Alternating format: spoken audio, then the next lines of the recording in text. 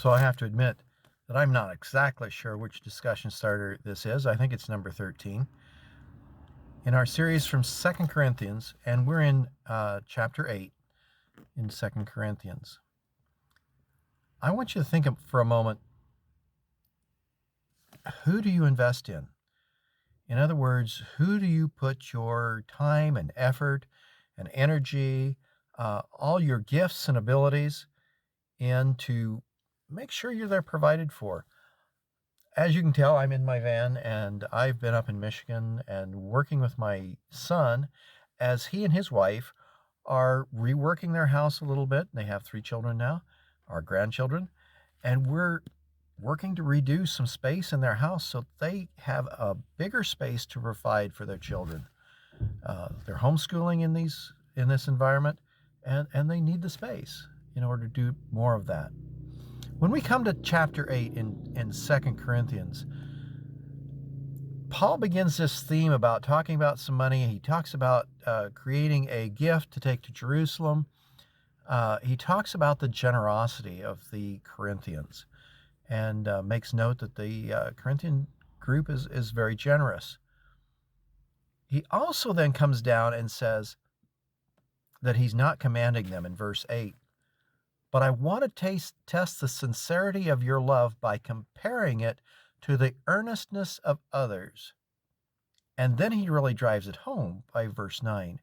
For you know the grace of our Lord Jesus Christ, that though he was rich, yet for your sakes he became poor, so that you, through his poverty, might become rich. I'd remind you then of Philippians chapter 2, verses 3 through 11, which is the Christ hymn, and talks about how Christ, even though he was in the majesty of heaven, emptied himself and became like one of us so that he could provide salvation for us.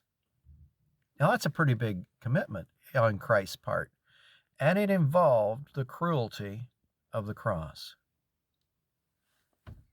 So let's go back to the beginning of this discussion starter and think of those things that we invest in, those things that we take time for, those things that we use the talents God gave us to accomplish for God. God reached out to us through his Son, Jesus Christ, providing for us a salvation that we couldn't provide for ourselves. What are we then doing in return?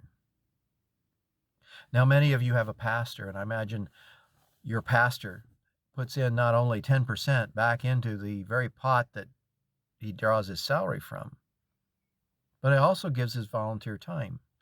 And if you have a pastor who is preaching the gospel, how are you providing for that pastor?